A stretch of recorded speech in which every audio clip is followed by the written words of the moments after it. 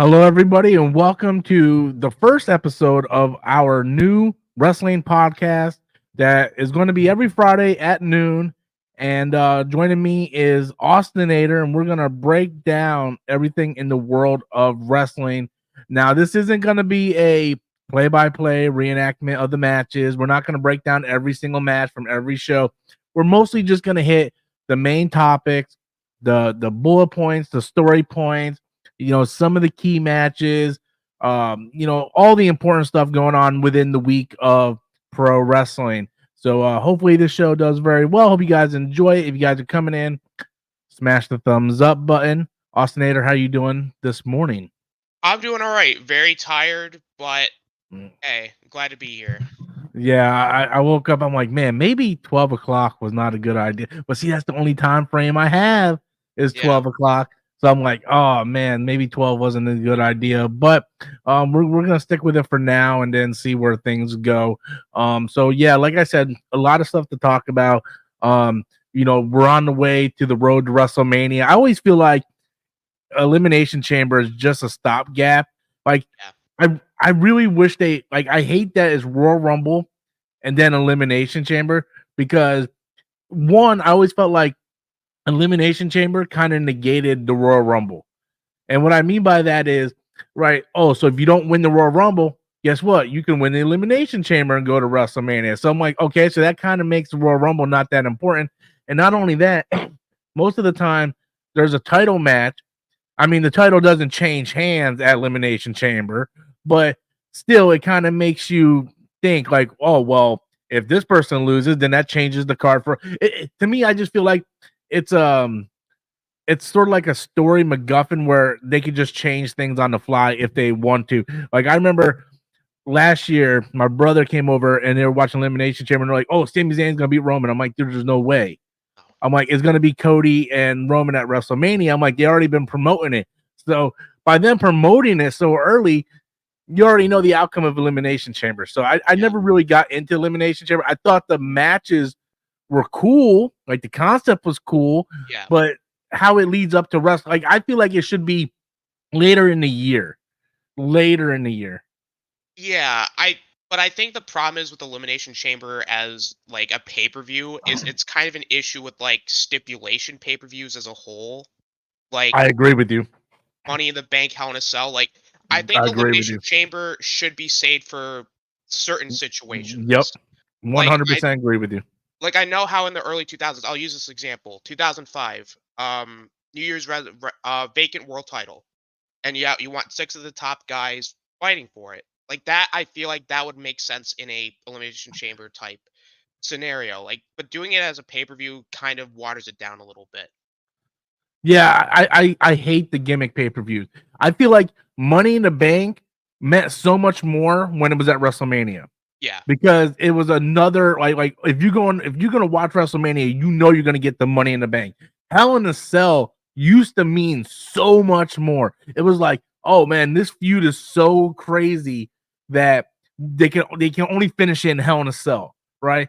But having us like oh my god, guess what month it is? It's Hell in a Cell. So now all these feuds are gonna get like super crazy because they gotta finish in Hell in a Cell. I hate the gimmick pay-per-view. I want them to go back to, a King of the Ring pay-per-view where there's actually a bracket tournament for the King of the Ring. Yeah. I Survivor Series. I thought Survivor Series was decent this year, but I like going back to the whole what Survivor Series used to be.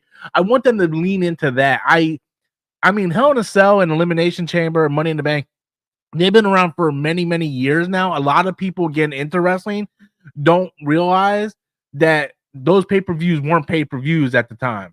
Those were just matches within WrestleMania or some other cases. Like I believe the first Hell in a Cell match was, I could be wrong. Was it Survivor Series against? It was either Survivor Series and King of the Ring. Shawn Michaels versus Undertaker was the first Hell in a Cell match. I believe it was Bad Blood 1997. Okay. Yeah, so and that's another example, right? Like Bad Blood and all these other pay-per-views, they're not around anymore. Because they just name them after the gimmick match, and I don't necessarily like that. I much prefer when those matches had stakes and they meant something. That's just what I personally like, and I wish they would kind of go back to it. Because when when Undertaker, like even when Triple H was fighting Cactus Jack in the Hell in the Cell, it was like, oh, we're gonna do this in Hell in a Cell. And you're like, oh crap, shit's just got real. And now it's just like, I mean, it's that time of month. You know what I mean? Yeah. So getting into this past week at Raw, so we're gonna get into AEW toward the end. I'm a big AEW fan, but there's not a whole lot going on in AEW right now. With MJF taking time off because of injury. To me, MJF being gone, you can kind of notice it in AEW. AEW's been flat for like since the last pay-per-view. I love Samoa Joe. I'm a massive fan of Samoa Joe. Like I used to follow this guy in TNA and Ring of Honor.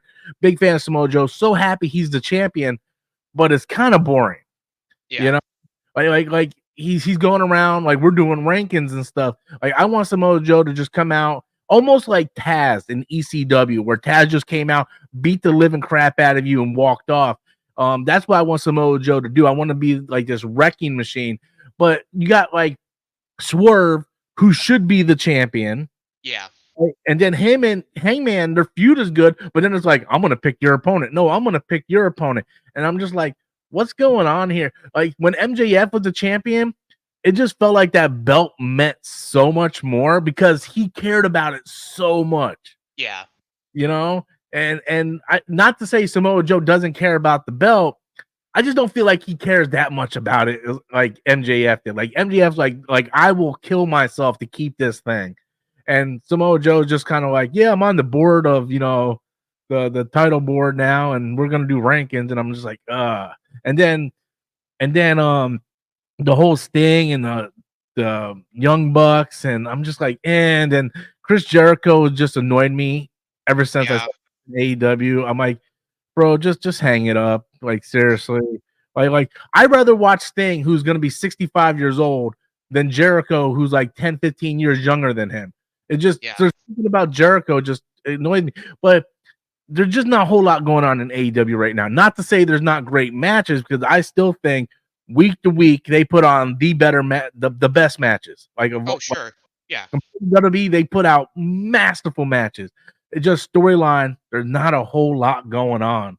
Where you look at WWE and you got this week alone, you got the CM Punk injury, the promo he did with Drew McIntyre, Cody winning the Royal Rumble, going to WrestleMania, the Seth Rollins promo of him saying, "Hey, no, choose me."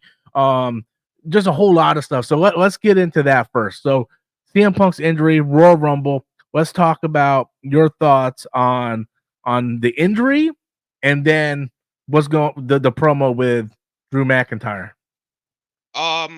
So the injury comes at a really, really bad time because I think pretty much everybody would have suspected that CM Punk would have main evented WrestleMania Night 1 with Seth for the world title, and now injury has happened to his triceps again. Because I think if you recall, I think it was like 2 years ago he injured his triceps during his match with Moxley at All Out, which that led to something worse for maybe everything in general. But this is wrestling has really hit an injury bug as of late. I mean, I've been in the trenches for a while, so wrestling has had their share of injury bugs. Last time it was 2016, if I recall, where like all the big stars got hurt. And so CM Punk's injury really maybe put a hamper on things. Now they have to reshuffle the entire main event scene. But I will say, talk about Drew's promo, Drew McIntyre is really taking the ball of that whole injury and rolling with it. Because just don't mean to cut you off, but so I've been out of wrestling for a while. I stopped watching wrestling about 10 years ago. Basically, when Hulk Hogan came in and ruined TNA, that's when I kind of stopped. I never liked Drew McIntyre ever, because I felt like Vince was just cramming him down people's throats. I like this Drew McIntyre. Yeah, like his great. Promos are fantastic. I still think he looks like an idiot coming out with a sword, right? Sure. But if he gets rid of that sword, like that dude, like he's got the look. He's a good wrestler, and he delivers some fantastic promos because it's coming from a place of reality, and that's why his promos are so good. So go ahead and continue. I didn't mean to cut you off. No, it's fine. But a lot of it really just comes down to frustrate. Like, I think what Drew really encapsulates is he's not a heel because he's like, oh, I hate the fans. Like, he's not the stereotypical, oh, I hate the fans and I hate you. Like, it's more out of frustration and feeling like, well, wait a minute. How come all these other guys, like Jey Uso, well, I guess we could use that first. Is, how come Jey Uso's being forgiven, but yet all the things he did in the bloodline, but it's hypocritical. And then you have all these other guys getting opportunities, like CM Punk's coming back after being, well, I'll just put it lightly, an asshole. Yeah, Um, and now I'm being pushed aside. Now what's going on? And his feud with Sammy, right? Like his match with Sammy was pretty good on Raw, and I think Drew right now is he's making a case for replacing Punk at WrestleMania in the main event, like either in a singles match or triple threat, and then have Drew get his moment in front of a crowd. Because I think that's another thing too is Drew McIntyre wants his moment. Because the last time he was in the main event, it was during COVID where nobody was there, and him winning the title in front of Mania, which gives Punk a feud when he comes back with Drew. Because after the whole thing after the attack on him on Raw, Drew and Punk can have their world title feud. Punk and Seth can run it back at some point when Seth's fixing up his injuries. So I feel like there is some positives that could come out of it. I just need to see how Triple H is going to handle it moving forward. yeah, yeah. I know. I agree with you 100%. I do think it was supposed to be Punk, Seth. They delivered that promo, and then with him getting hurt, I think Drew's gonna step into that. I would personally like to see Gunther take that spot, Yeah, but I don't see a WrestleMania where they're not gonna defend the Intercontinental title. You know what I mean? yeah, Unless it's gonna be a title for title, or Gunther's gonna defend it twice. I don't see a way where that's gonna happen. You know what I think is gonna happen? I really don't want this to happen, but the closer we get to WrestleMania, the more I feel like it's gonna happen. I feel like because they're really trying to drive this point home where Drew wants that title. He's obsessed with that title, right? yeah, Like he talks about all the people that died and passed on that he wasn't able to be there for because he was trying to do this thing, and the title validates all that stuff. I have a really bad feeling that he's going to go to WrestleMania. He already lost twice to Seth. He's going to win in a tough fight against Seth. He's going to win that title. Here comes Damian Priest with the Money in the Bank. Is going to take it from him. That's what I feel is going to happen. Um, Damian Priest right now, the Money in the Bank thing, it's annoying to me. yeah, it It's is. annoying. When he won, I was like, "All right, man. Like I like Damian Priest. I think his look is a little weird sometimes, but I'm like, hey, I like this guy." And then they just make him look like an idiot for the past 6 7 months. Yeah, Like this guy is cashing in at the wrong times. He's failing everywhere he goes. They just make him look like a cartoon character. Like he just yeah, fumbling over himself and whatnot. Maybe he cashes in and Drew beats him, but I have a feeling I don't know because apparently, like I have a feeling Seth is going to take time off yeah, whenever he does drop the belt because he is beat up.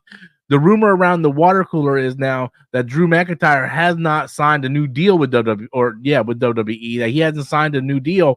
So right now, people behind the scenes are like cautious and not dropping the title because you don't want to drop a title to a guy who hasn't signed a new contract. no, So either they have him win, Damian Priest then cashes in because he didn't sign a new deal, unless Drew signs a deal sometime between now and up to WrestleMania. So yeah, that's that's sort of how I'm kind of looking at it. That's the outcome I can see going forward. So with us basically talking about Drew maybe fighting Seth, does that mean you have no like thoughts in your mind about possibly Cody fighting Seth instead of Roman? no, there's no way they're not having Cody win the Rumble twice and not have him face Roman again. Because that would be such a waste of time and Yeah, a waste of a win. yeah, Because even if like they did call the audible and had Cody win instead of Punk, I still can't see Cody facing Seth. I feel like it's just a way to kind of give Cody something to do on TV while waiting for March or April, whenever WrestleMania is. But there's no way Cody's finishing the story by winning the secondary world title when. You know, I agree with everything you said, but I'm not as confident as you are because WWE does some stupid ass shit sometimes. Oh, they You do, know, yeah, and when I mean by stupid ass shit, they care more about the money than they care about what makes sense in terms of the show. It makes all the sense in the world. Like you bring them back, you have this whole documentary about him finishing the story, and then you have him lose last year. You need to have him win this year, and he has to beat yeah, Roman, right?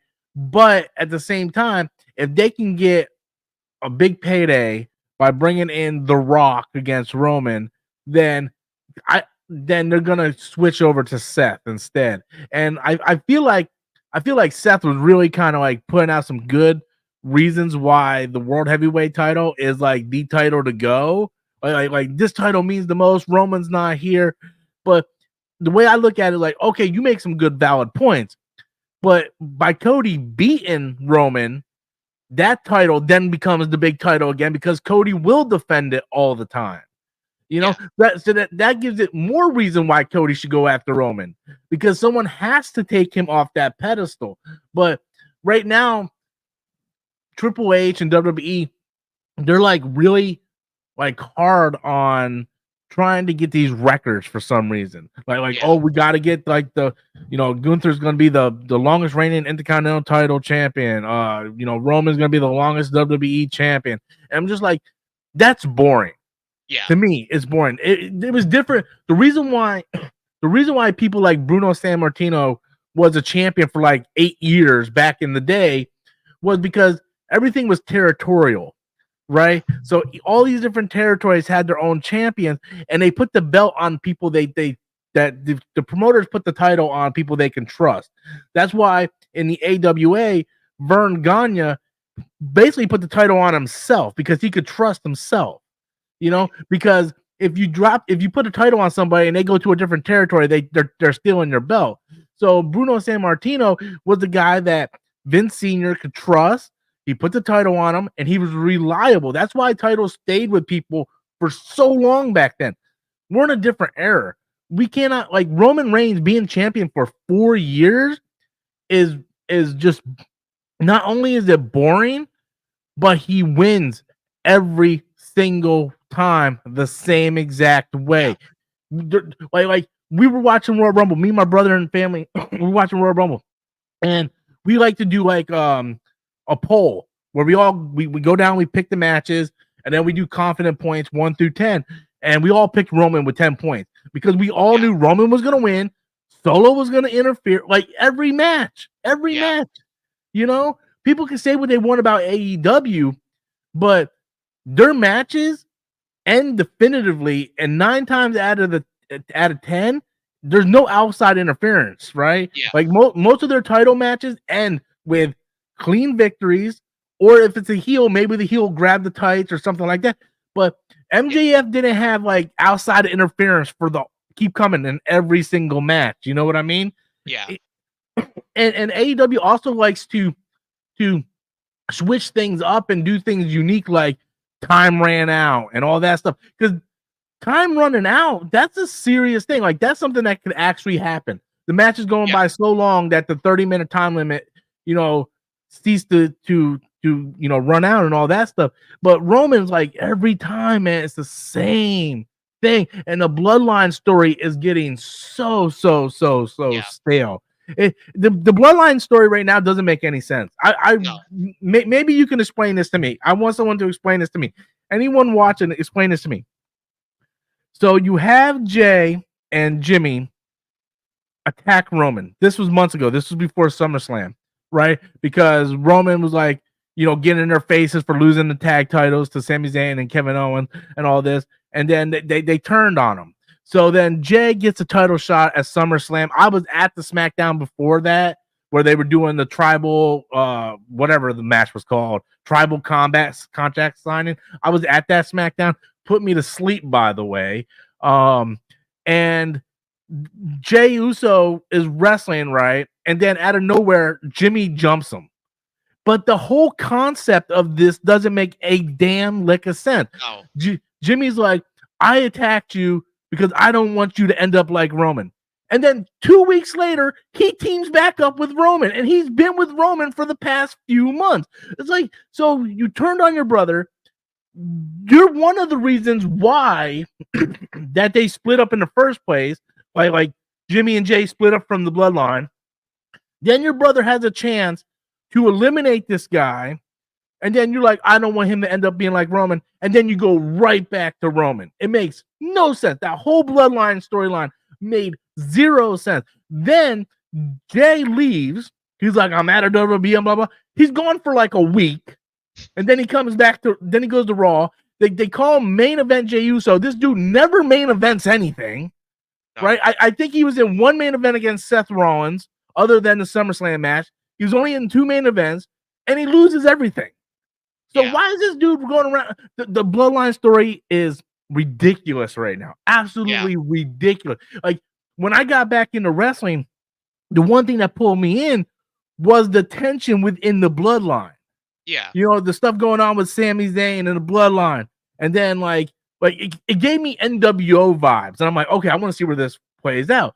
But eventually things runs its course and it's just stale. Yeah.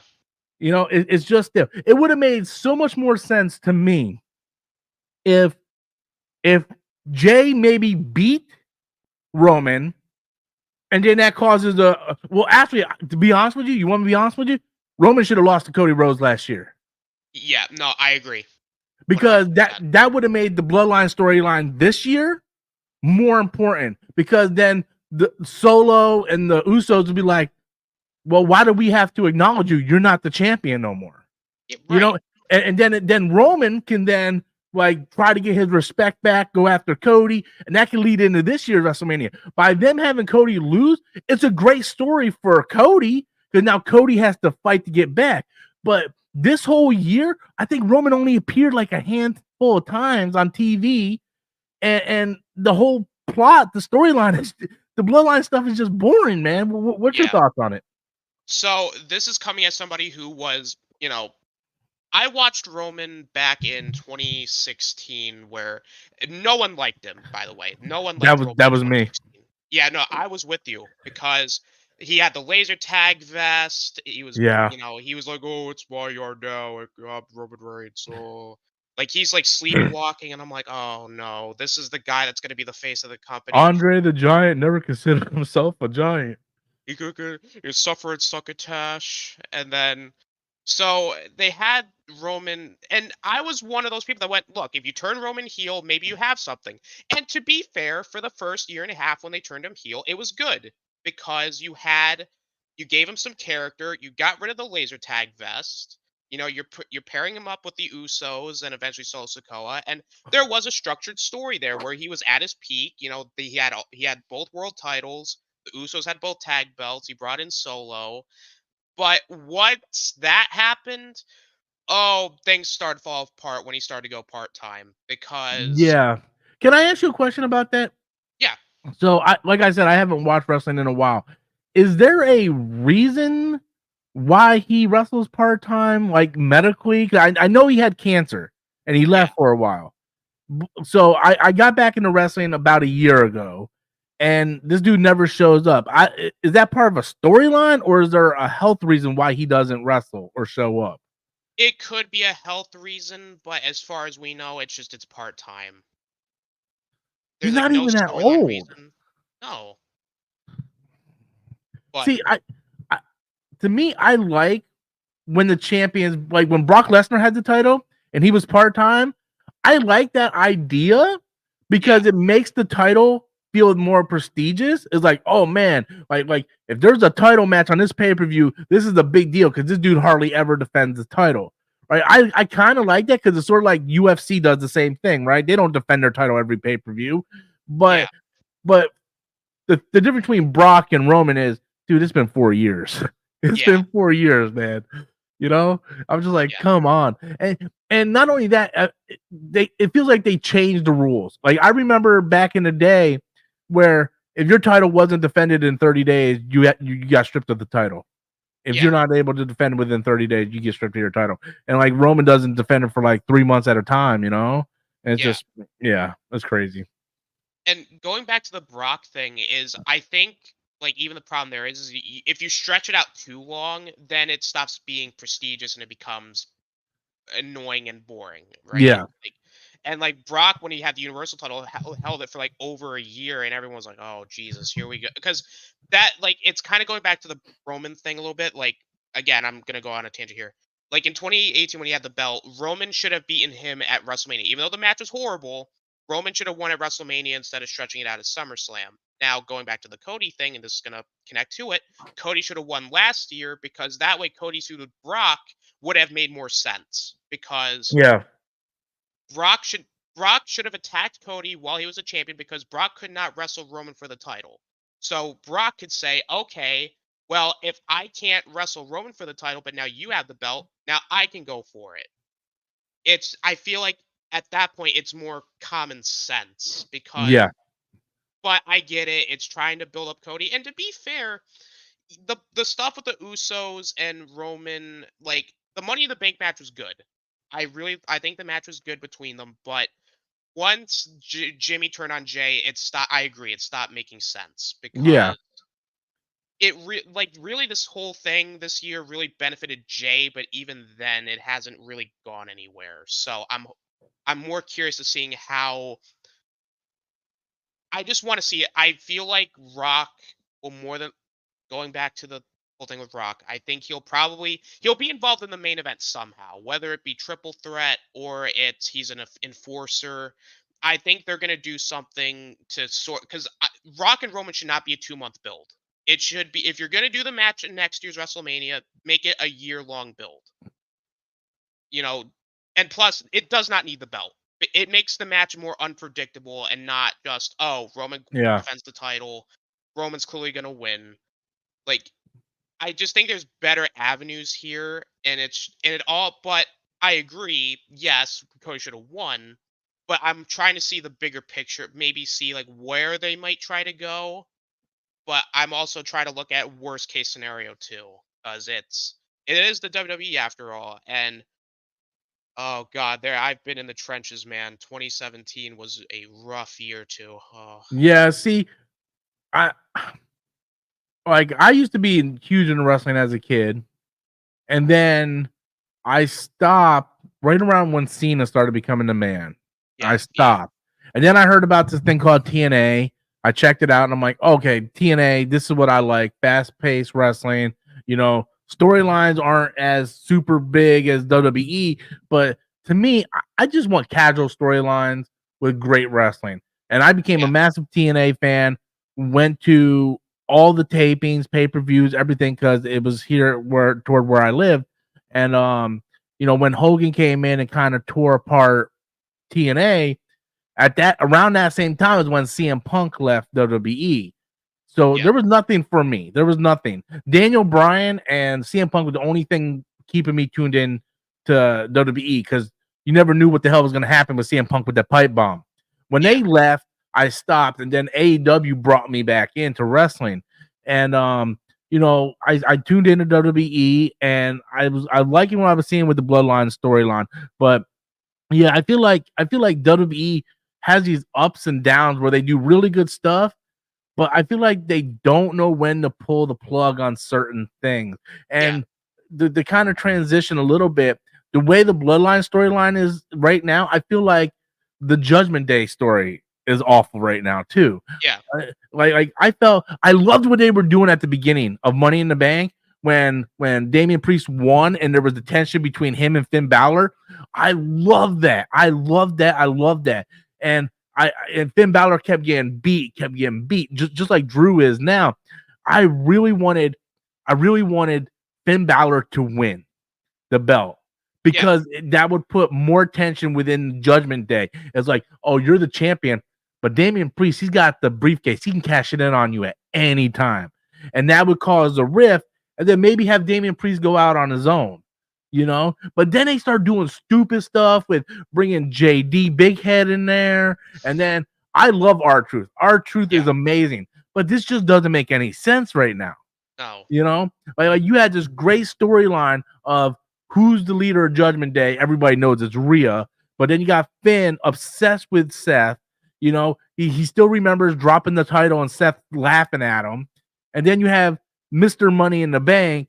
It would make so much sense to have Finn win that title and then have that constant, fear of this guy's on my team, but can I trust him? When's he gonna turn on me? And to me, that's better storyline. I don't understand why booking Triple H, whoever's doing it, Triple H is in charge of creative, but I don't know if he's doing all the booking and stuff. Why they continue to keep the belt on these characters when you can get better stories going in opposite direction. I understand Seth Rollins is great. To me, Seth Rollins, fantastic, right? I followed him back in Ring of Honor, right? Fantastic wrestler. This dude's promos was so good. He actually had me thinking, Cody, you should go after that damn title. That's how good that promo was Monday, right? Yeah. He dresses like a retard. He dresses like his wife. I hate the way he dresses. I hate his gimmick, but I really like Seth Rollins. But just because he's good doesn't mean he should keep that title if there's a better storyline you can tell with Judgment Day and that title. One thing I really enjoyed about the Attitude Era, and I don't want to give Vince credit because I don't like Vince McMahon. I never liked Vince McMahon. Even before the allegations, we'll get into the allegations in a little bit. But I've never been a fan of Vince McMahon. But the one thing I can give him credit on, back in the Attitude Era, if someone had the belt and it didn't make sense story-wise, he took that belt off him. I remember Undertaker beating Stone Cold at a pay-per-view. And then the next night, Vince is like, no, Stone Cold's going to win it back. And then the next night, he beat him. I remember Mankind beating The Rock on Raw for the title. 2 weeks later, Rock beat him again for the title at the pay-per-view. And then like a month later, on halftime heat during the Super Bowl, Mankind beat him again. Right? Yeah. Like the title was constantly swapping, and it made it interesting because it was must-see TV. You never knew what was going to happen. By having Roman with that title for 4 years, everybody tunes into the pay-per-view. Yeah, Roman's going to win. Solo's going to interfere. The Seth matches, Seth makes you feel like he's going to lose. That's how good of a wrestler Seth is. But he should have lost to Finn Balor. He should have lost to Drew McIntyre. No one wants to admit this or anything. No, like everyone in this house doesn't agree with me. He should have lost to Shinsuke Nakamura. Yeah. He should have lost to Shinsuke. That feud was so good. He's like, I know you got a bad back. I'm going to target you back. That last man standing match, I think was the last man standing match they did. Yeah, I think so. Yeah. Yeah, I can't remember if it was hardcore match or last man standing, but whatever that was, Shinsuke should have won it right there. Yeah. I'm not saying go on a 3-4 month title reign with Shinsuke as your champion. Have him win it, dude. That would be so awesome. Like when do you ever see Asian people or black people on WWE? I know it happened before, but it doesn't happen as regularly. Like it was the perfect opportunity. You have this guy who's really hurt in real life. You do this whole storyline like I'm gonna target your back, I'm gonna target your back. Have the dude win. Yeah. And then drop the title to either Finn or Drew or someone like that if you don't want Shinsuke to have a long reign as champion. It's just they have story plot or story beats, but they don't follow through with any of them. No. And they have interesting things they could go, but it's just like, no, we're gonna keep course with the champion. I'm just like,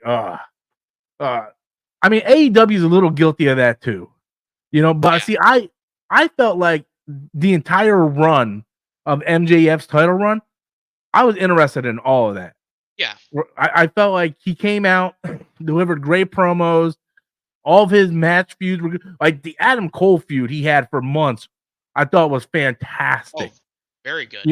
From the very first match where they ran out of time, and he's like, 5 more minutes, and he's like, no, and he just walks away.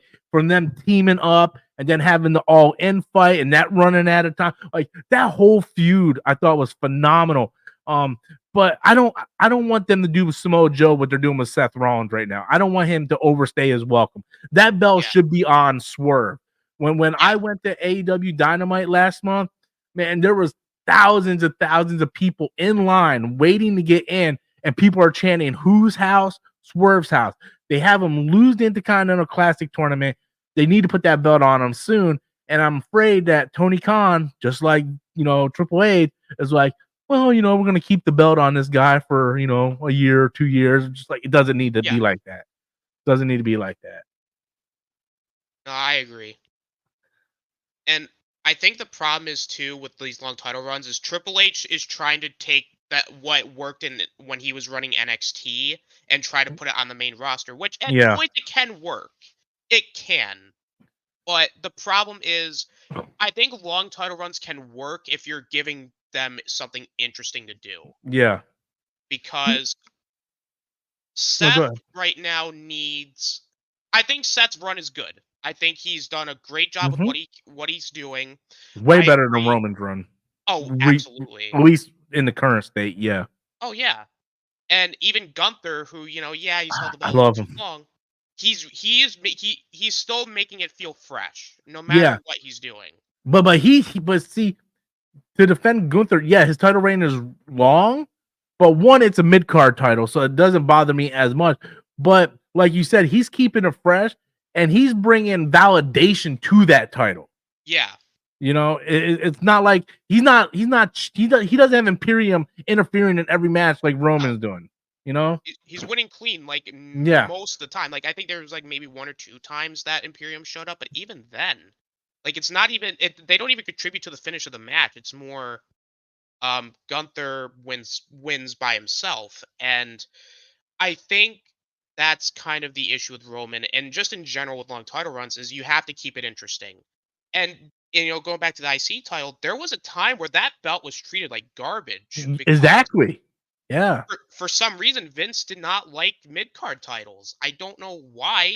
I love the Intercontinental title. All the best, all the greatest icons were Intercontinental champions. Going back to Stone Cold, The Rock, they feuded for the Intercontinental title. And then 2-3 years later, they revisit that feud for the world title. The Intercontinental title is an awesome title. I hated when Vince just kind of like tossed it away like it wasn't nothing. And like same thing with the US title. Like he doesn't care. Like he didn't care. Like I think someone asked like, "Oh, why aren't these belts?" Because there was a year where they didn't even have the mid card belts at WrestleMania because he would rather want to push a match with fucking Johnny Knoxville and Sami Zayn in a comedy match at WrestleMania rather than. A lot of people today don't even know the lineage of the United States title. That's a WCW title. Yeah. If people don't know, like the United States title was a WCW title, like that's the title that Goldberg held, that Diamond Dallas Page held, that Raven held. Like so many lineage wrestlers like held that title, and I think they're doing something. Like I like Logan Paul with the belt. I think Logan. I don't like Logan Paul as a person. He's a damn good wrestler. Damn good wrestler. So yeah. Like, and then Vince was like, "Oh, I don't care," and then it's like, "Well, yeah, we don't." It's like, "Oh, no one wants to see these." No, we do. It's just you don't care for us to see them. Yeah. For whatever reason, and Vince is such a fickle man. He's so fickle now. It's like, oh god, he did a lot of. He doesn't make sense. No. So the one thing that annoyed me is right. So you would have tag team champions on Raw, tag team champions on SmackDown. Okay, that's perfect. That makes sense. 2 different brands, they would have their own tag. That's basically the way it is, right? You have the women's heavyweight champion, then you have the women's title, you have the US title, you have the Intercontinental title, right? But then you have the 2 tag titles. Then they unify them, and they don't give you one belt. These idiots are running around with 4 belts, right? Like Roman Reigns coming out with like 30 belts, and they're all the same belt. I swear to God. Each one of those belts. Yeah, it ain't like he's like 4 different champions. It's the same championship, but he's running around with 4 different belts. Doesn't make any sense whatsoever. I hate when Vince would split these belts apart, unify them, split them apart, unify them, just for like I felt like he did it just for fun because it made no sense most of the time. Like now there was rumors they were talking about like, well, maybe Seth is going to unify the belt with Roman's belt. Like, no, keep them separate. Doesn't make sense. You just brought it back. Yeah. Why? It doesn't make any sense. I hate when they do the unification and then they split them apart again. They seriously need to get new tag titles because They need to tag these titles. tag titles look awful. They look awful. They're They look bad. like giant quarters, and then you got them running around with four belts. It looks just give us some new tag titles. I don't like the Intercontinental title. I think that's ugly too. Like they need to go back to that classic the one that Miz brought back. Go back to that one. Strap. Yeah, that looked great. Yeah, I want but yeah, I hate when they just split everything up. And Vince did some weird shit. So let's get into the Vince stuff real quick. If you guys are coming in, please do me a favor, smash the thumbs up button. This is the first episode of our wrestling podcast, Off the Top Rope, and yeah. So if you guys are coming in, please do me a favor, smash the thumbs up button. Okay, so the Vince McMahon allegations. When this stuff came out, I wasn't surprised. No. Like, this dude's been shady his whole life, man. His whole life. This is the same guy that put a monopoly on the wrestling on the wrestling industry, right? This dude went around and bought every single. Cody brought back the IC title back. Yeah, but Miz had it too. But yeah, I know what you mean, Shifty. But yeah. So this guy's always been shady as hell, right? And there's no way you can look back at the Attitude Era with the women that they had on there, because they didn't have women wrestlers. Those were Playboy playmates and models that pretend to wrestle. You know, you're not gonna tell me that he wasn't doing stuff with them, and it's fine. Like, do what you're gonna do, bro. Like you're a grown man. You want to have sex with all these women? That's fine, right? It's just, you know, he does some shady shit, and the stuff that's coming out. Look, I think he deserves anything that's going to happen to him. Yeah. You know, I don't think it's going to go to trial. I don't think he's going to see jail time. I think they're going to settle it out with the money.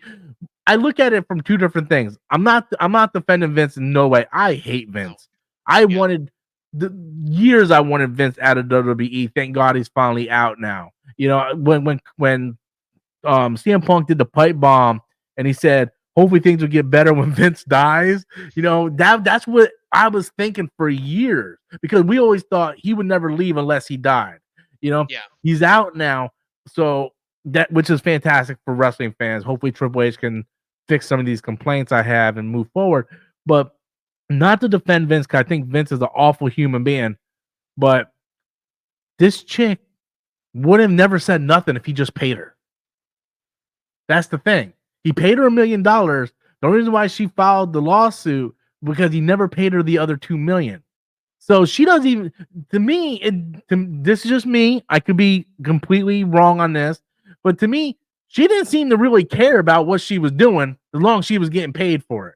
Now, I did read the text messages. There's some foul stuff in there, right? But billionaires, they have their weird kinks, man. They want to do weird shit, right? But she sounded like, through the text messages from what I read, she was down for whatever as long as she was getting paid. Once that money train stopped, then she filed the lawsuit. You know what I mean? Yeah. So it was almost like she was up for it. She never once in those text messages that I read that she said, I don't want to do this. I feel bad. No, stop. It never felt like Vince was forcing her. You know? At least, I mean, I only read like I think I read like 5 pages of the text messages. Maybe there's more text messages out there that I didn't read. I don't know if you read any, but it never looked like she said, I want out, or no, I don't want to do this, or whatnot. From what I've read, it was she was down in her luck financially. Someone said, hey, go check out Vince. Vince basically became her sugar daddy and basically promised her $3 million, and she can't say nothing to nobody. And then basically he did sexual stuff to her. He then had her have sex with John Laurinaitis and a bunch of referees and other wrestlers and all that. Like, he's basically whoring her out. But in the text messages, I never heard her say, no, this has to stop. I'm done with this, because she was getting paid. Once that paycheck, stopped, then she had a problem with it. So I could be wrong. If I'm wrong, call me out. I could be wrong. Like I'm just going by what I read in the few text messages I've seen. But you give me your thoughts on this whole situation, because it's a very, very iffy, situation. So my relationship, I'll be honest, I don't like Vince either. I mean, I just realistically, I can't forgive him for making Raw 3 hours. I can't forgive him for ruining all the NXT talent that he brought up. Wrestlers that I supported like throughout their entire stint in NXT. And yes, it's coming from I'm very conflicted with this, right? Because on the one hand, I'm glad he's gone. I think Mhm. everybody in the wrestling community is like elated, like, oh my god, thank god Vince McMahon's gone, like, because now we can finally somehow start the healing process and start getting quality wrestling again. But at the same time, it kind of sucks the way that it went down, because realistically, should it have really come to, these allegations coming out for him to be forced out? Maybe, maybe not. But it's not a good situation regardless of how you try to look at it, because I originally was going to make a joke about, like, I don't know what's worse, the fact that we weren't surprised by it, or the fact that he can't spell. But then again, he never, I don't think Vince really could spell. But who knows, he's a weird man.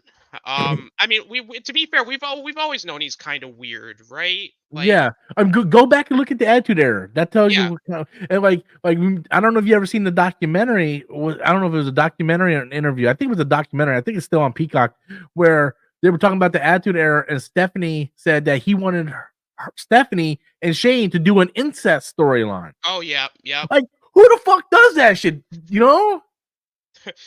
Like, there was one time during the Ruthless Aggression era, when Stephanie was pregnant, there was Vince pitched a story where he was going to be the father, and I'm like, what, Oh, Vince? yeah, it's weird, man. And you hear a lot of stories about those billionaires that do weird shit like that. When you have so much money, you think you have so much power and you can do Yeah, anything. And yeah, it's just to be real though, Vince should have never came back the first time after he no, retired. no, he shouldn't have. The reason why he merged with TKO was because they were going to give him the power to come back in, and then he brought his people on the board and they voted themselves back in, and that's pretty much what happened.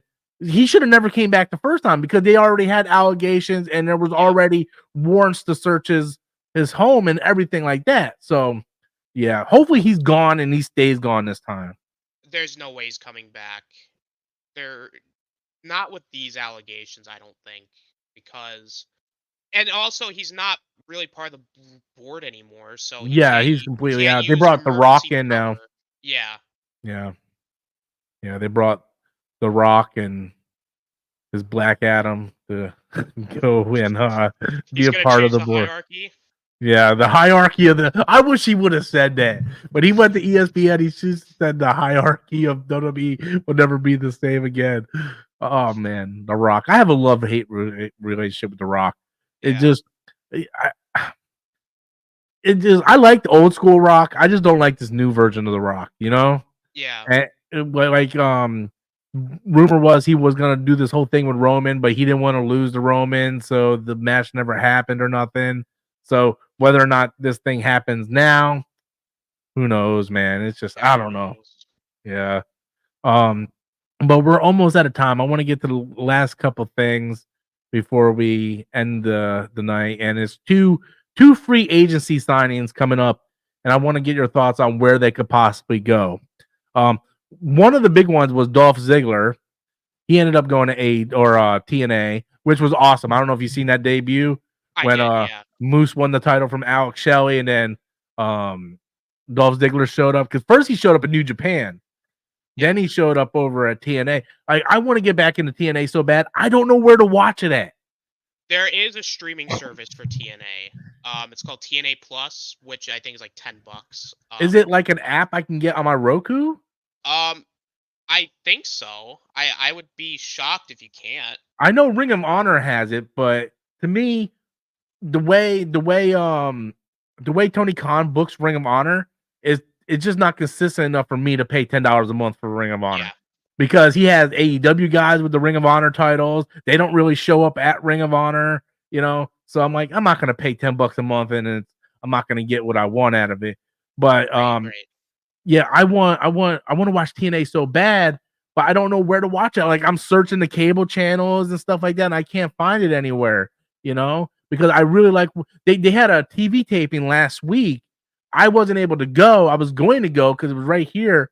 Um, but it was the NFL playoffs, and I didn't want to miss the playoffs for it. But yeah, Dolph Ziggler is showing up. Like they rebranded back to TNA.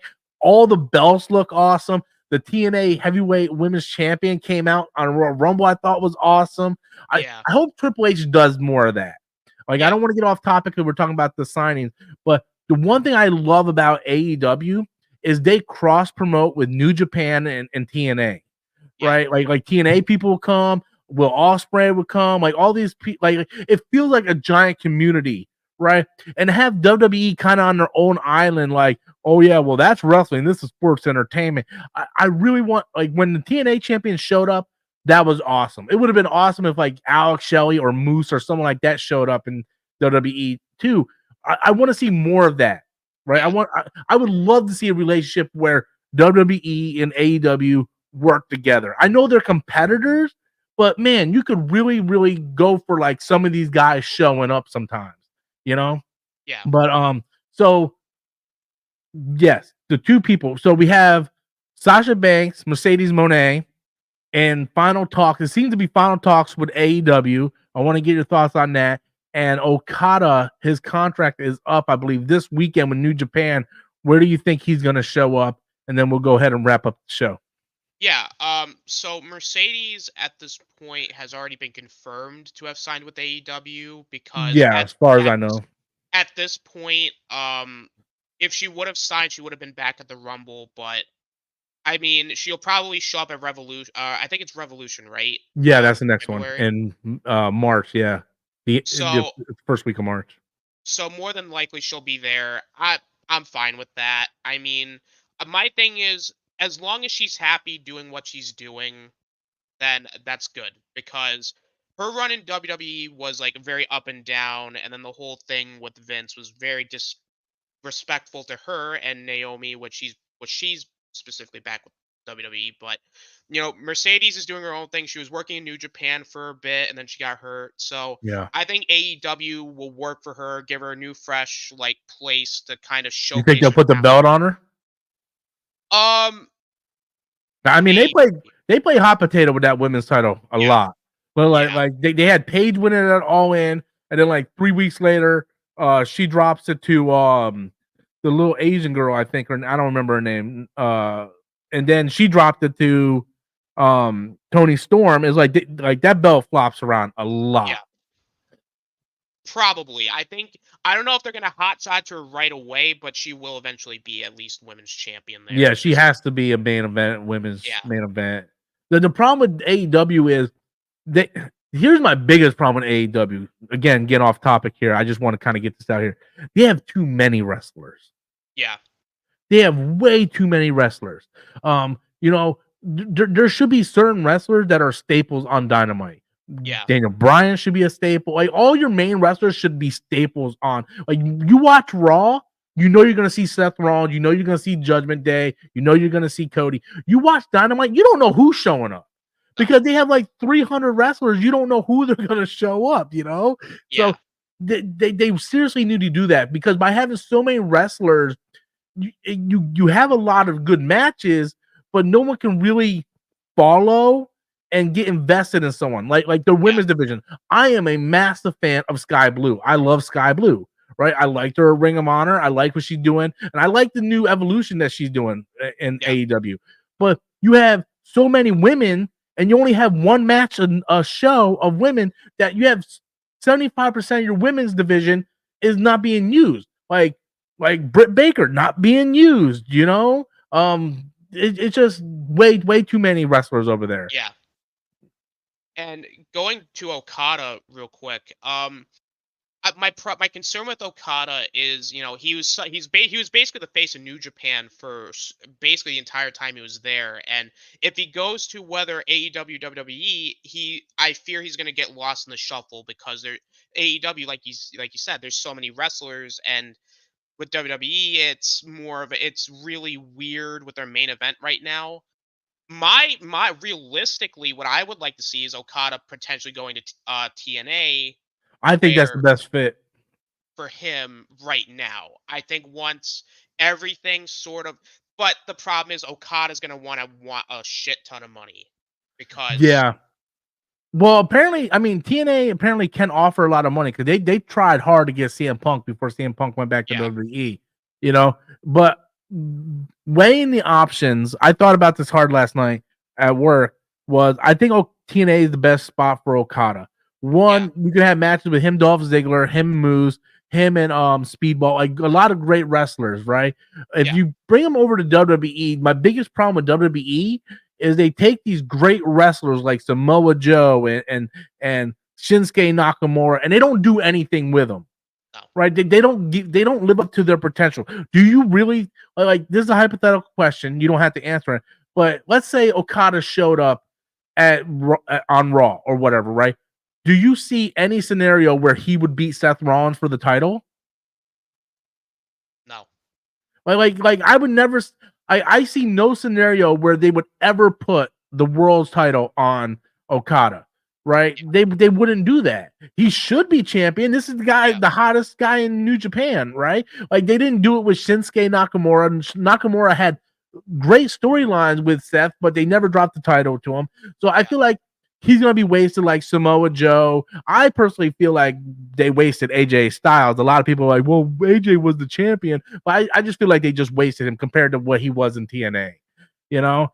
And if Okada goes to AEW, just like you said, he's gonna get lost in the shuffle. We're gonna see him like wrestle Chris Jericho on pay per view or some stupid shit like that, or yeah, we're gonna see like him or versus the Kesha, which is a great match. But what does it mean? You know, nothing. you're not gonna have him beat Samoa Joe. You know, you're not gonna have him beat Swerve for the title. You know, so I think going over to TNA is the best way. And if they're Yeah, willing to drop a decent amount of money for CM Punk, I don't know what Dolph Ziggler or Nick Namath, whatever his name is now, I don't know what his contract looks like, but probably not as much as CM Punk. So maybe they got a little bit extra money left over to offer Okada, you know? yeah, And then if Okada goes to TNA, they have a great working relationship with AEW, so he can still go over to AEW for some dream matches. yeah, Yeah. I don't know. It's going to be interesting, but I really don't want to see him go to WWE. You know, I hate seeing wasted potential.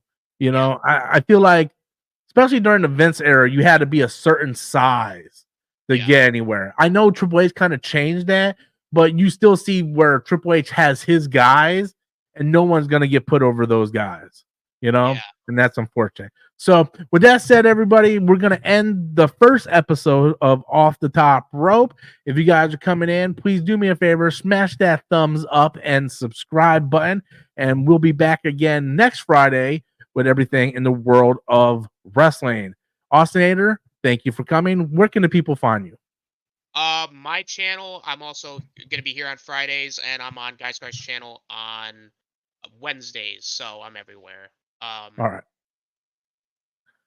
All right. Cool beans. Thank you guys so much for watching. Appreciate each and every one of you guys. You guys have a fantastic day. Later.